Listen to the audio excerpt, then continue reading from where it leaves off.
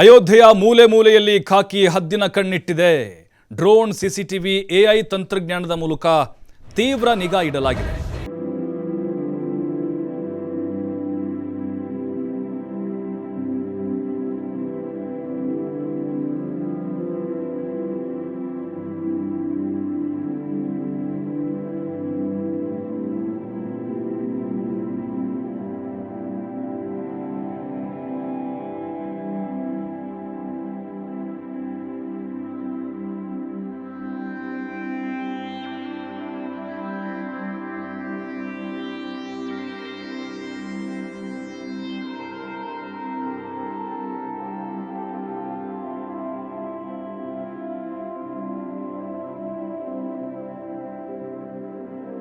ಪ್ರತಿಯೊಂದು ಕೂಡ ಮಾನಿಟರ್ ಮಾಡಲಾಗ್ತಾ ಇದೆ.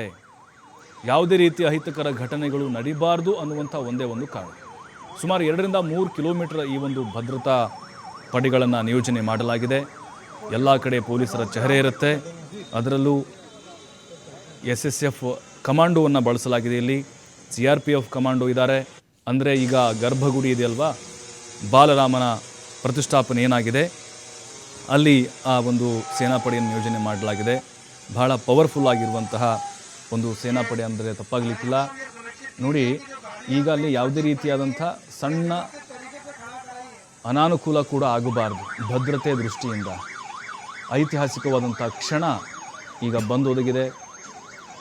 500 ವರ್ಷಗಳ ಕನಸು ನನಸಾಗ್ತಾ ಇದೆ. ಹಲವು ವಕ್ರ ದೃಷ್ಟಿಗಳು ಕೂಡ ಈ ಒಂದು ಸನ್ನಿವೇಶದ ಮೇಲೆ ಬಿದ್ದಿದೆ. ಹಾಗಾಗಿಯೇ ತಂತ್ರಜ್ಞಾನವನ್ನು, ಹೈಟೆಕ್ ತಂತ್ರಜ್ಞಾನವನ್ನು ಬಳಸಿ ಭದ್ರತೆಯನ್ನು ನಿಯೋಜನೆ ಮಾಡಲಾಗಿದೆ.